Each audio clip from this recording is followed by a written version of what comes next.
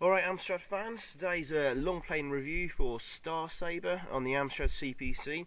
And if you remember, my last video yesterday was Sub Hunter, and I promised in that video I'd take a look at this one also, which is from the same author, Paul Kooistra.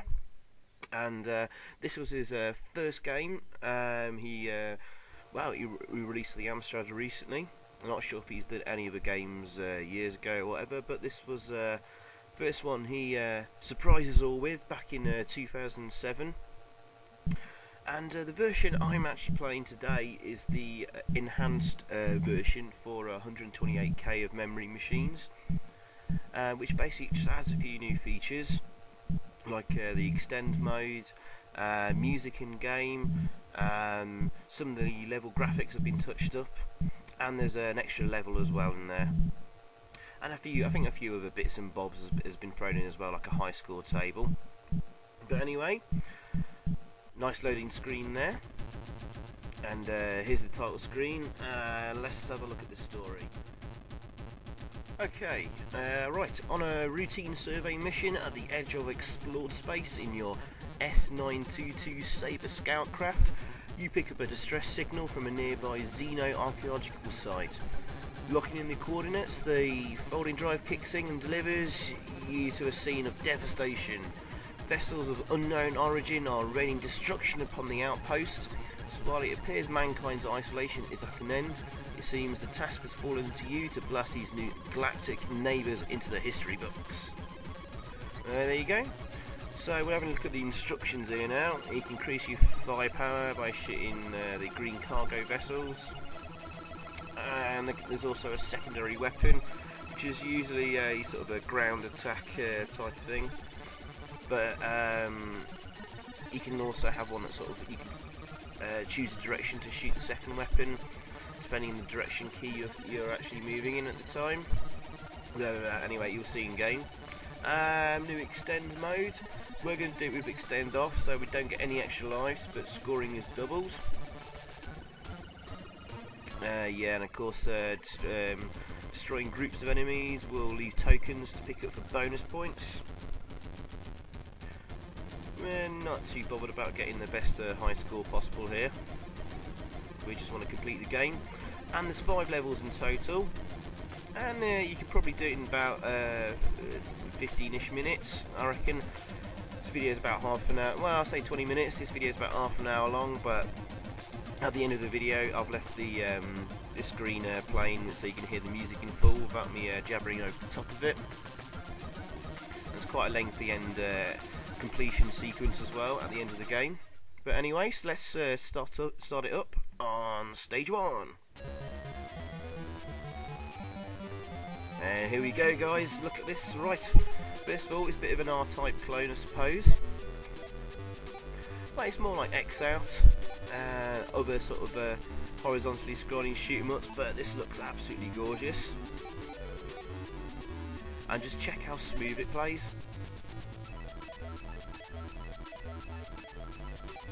Now we've got really smooth scrolling there, probably the highest frame rate possible on an Amstrad. I would guess it's probably at 25 frames per second or something like that. But it's really smooth. And it was just as smooth in the original 64k version. The only thing we've got in this is music in game, and the music is absolutely fantastic. Just like what you heard in the title screen as well. That's another great piece of music. Now there's no sound effects with the music, but a bit like Sub Hunter I described, which also had music but no sound effects. The Amstrad's only got sort of 3 channels for its sound chips, so if you wanted sound effects and explosions, then you'd just be continually disrupting the music by using one of the channels. Yes, bit of a cheat here. Zypho's cheating here. You can get rid of this first sub-boss. There's always a little mini-boss appears midway through the game. So little tip for you there. Cheating a little bit there. Oh yeah, but the graphics are really brilliant. I mean, it's mode 0, so we get the full range of 16 colours to use on the screen, and it's been used really well. Mode 0 graphics can tend to be really blocky, like an explosion in like a Lego factory, but these don't look blocky at all. The sprites are really nicely defined, as are sort of the backgrounds, and the backgrounds get more elaborate as we progress in the game. Oh yeah, we just picked up a special weapon there, and I got sort of double the firepower.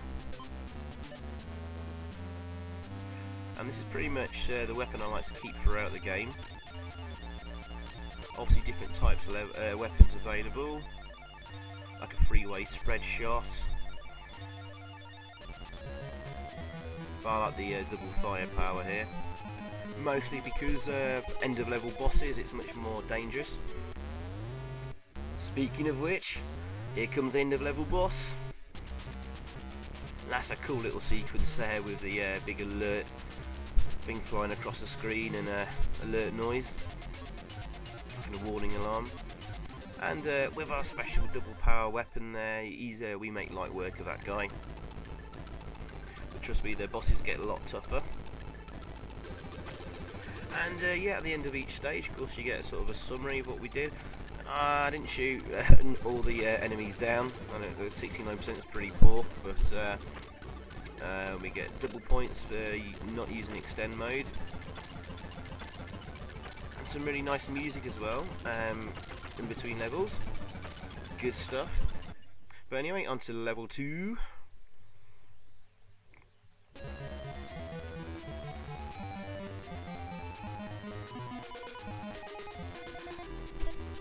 As you can hear, the music stays the same for each of the levels, unfortunately. But I mean, every inch and every valuable little space of memory has been used up for this game. So I don't think it was really possible to have a more like level music. But I'm not going to complain too much. The whole point of this advanced version from the original Star Sabre, released a year previous, was to sort of have in-game music.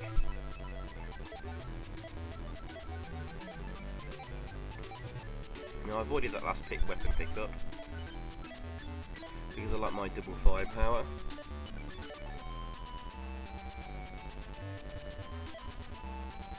But that last weapon pickup was sort of a blue colour after we shot the green pod, is for your secondary weapon, which are those sort of like blue bullets you see sort of flying out.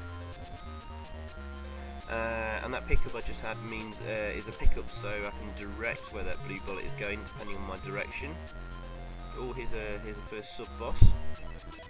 Halfway through this stage.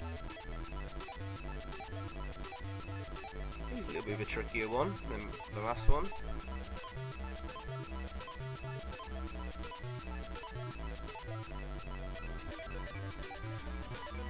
Starting to see smaller gaps in the level. Starts getting quite a bit tougher now.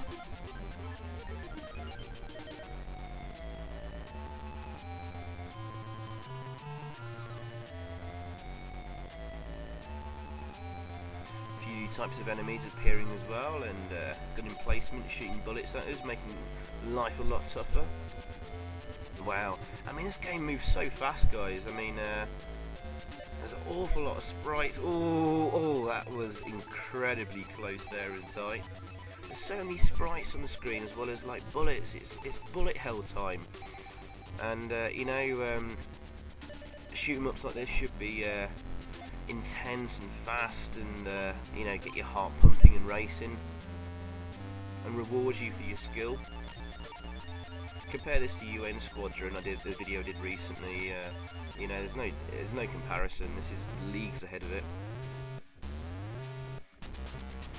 Well, here's the second level boss. He mutates into two forms. He basically bounces around the screen the first time, and then he turns into this evil little thing. You've only got a gap for a few seconds to shoot it, but man, he fills that screen with bullets, so you've got to be ever so... oh jeez. This one's a real swine to beat and avoid the bullets, but thankfully he doesn't take too many hits to kill if you're quick. There we go. 78% this time out of the enemies. Did a lot better. But right, stage 3.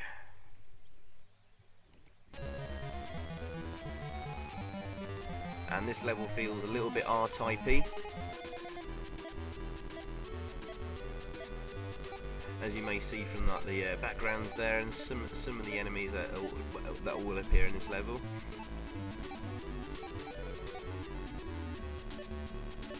It does look like we're inside some kind of alien.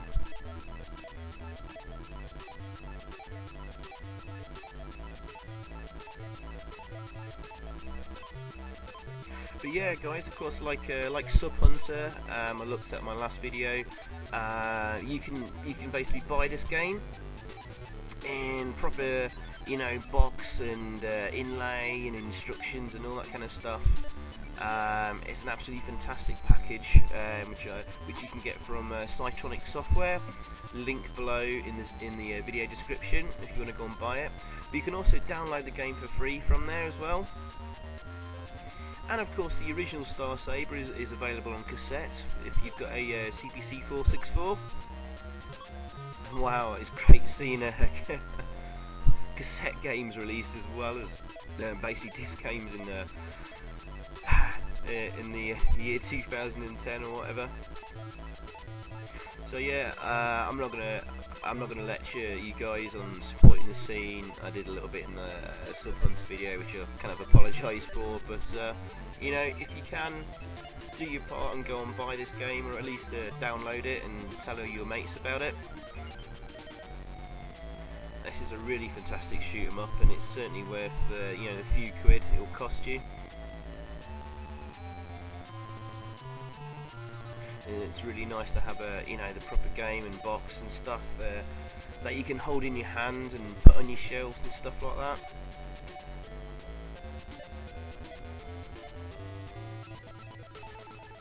And of course, there's also the next game from Paul Kooistra was Dead on Time. You can also buy that as well, and I'll probably have a look at that in a video shortly. Now to get this bit's really tough with that sort of like volcano of green slime shooting at you. Often lose a life there, but just about got through. Yeah, things start getting really tough now.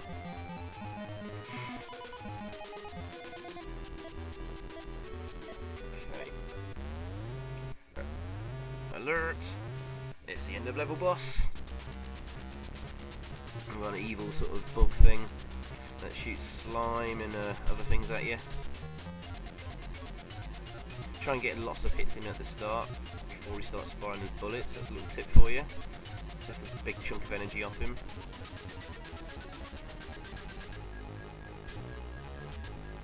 And of course, if you've got the weapon that shoots backwards, it's worth getting in behind him when he shoots at the screen, get some more damage on him. And he's a goner. Ooh, enemy down there, stats have gone up 82%. Well, that's the benefit of having good weapons. Now, sorry, stage 4. Yeah, if you do lose a life, then your weapon sort of downgrades a notch. But without having decent weapons, a bit like R-Type really, if you lose like all your weapons, and the game gets impossibly tough. Which is a bit of a negative for me, but you don't completely lose them, I suppose, if you lose a life. Oh yeah, this is kind of like an underwater level here. If you notice, as I sort of skirt around the top of that water level there, you can see sort of splashes, sort of those white pixels or whatever. That's a really nice little touch there.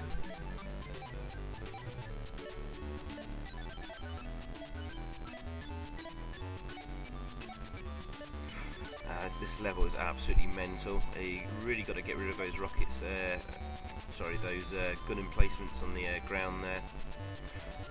You really do with a weapon that shoots downwards, but I like to keep hold of that sort of double powered forward firing weapon as much as possible, just for like the boss battles and clearing the screen. I think the secret to this game is trying to clear the the screen of enemies as quickly as possible. The longer you leave them on the screen, the more bullets they're going to fire at you. And when the screen gets cluttered with bullets, it becomes, you know, an absolute nightmare. To try and deal with enemies as quickly as possible and dispatch of them.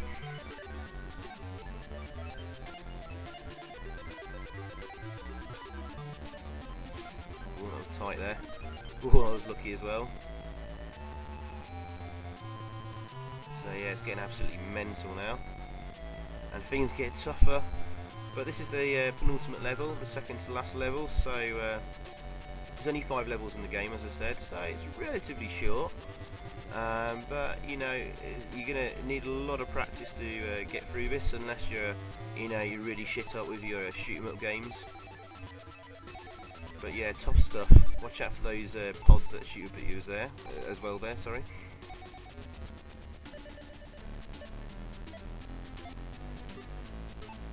Yeah, I think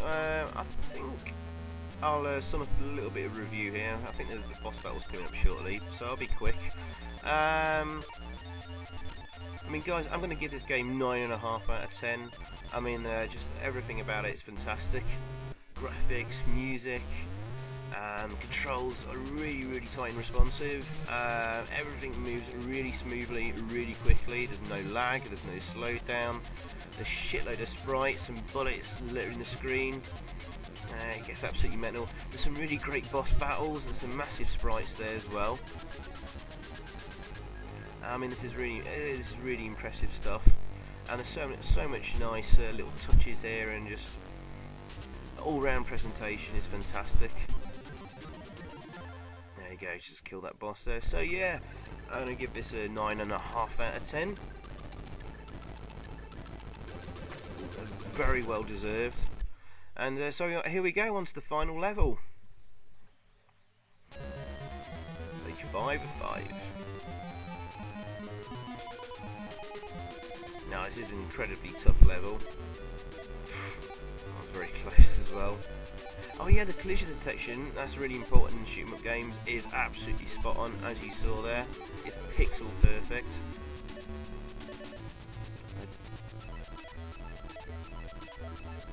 Yeah, earlier there I very nearly ran into the wall, and I was like literally a pixel above it, but I didn't blow up, which is great stuff.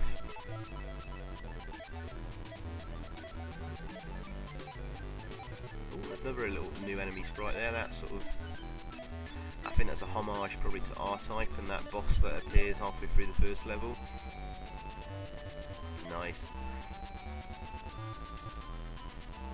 And this starts to feel a little bit like Scramble, especially with those that sort of star thing that's shooting up and down, and the doors you can blow open like so. So a good mix of stuff on the go in here. This midsection boss is an absolute swine. Just how many bullets he shoots at you. Very lucky to survive that and get through that unscathed.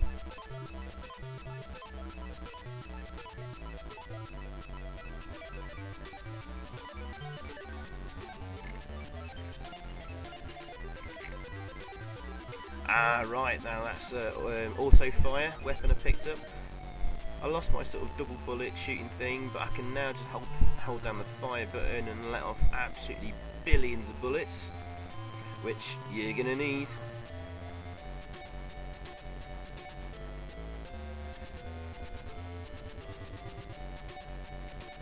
You can see some really tight spaces to get through this time. So there you go, guys, collision detection absolutely spot on there. So, well done Paul Kooistra, programmer of this game, and Subhunter and Dead on Time, absolutely fantastic job.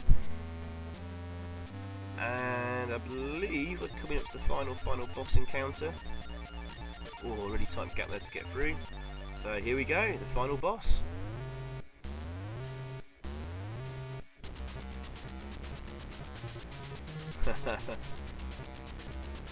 and he's swinging punches at me, bless him. Yeah, you got to shoot him in the eye. Shoot him in the eyeball, and that registers hits.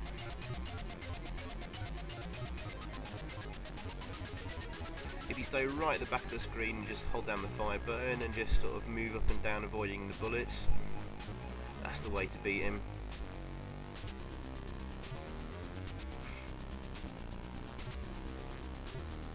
And there we go, we've done it.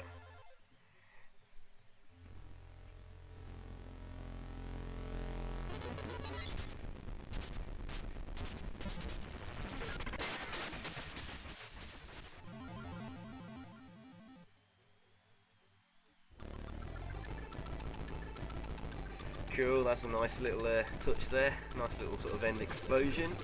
Obviously that's some the alien mothership or something like that, that's blowing up. But yeah, we get another sort of ending sequence.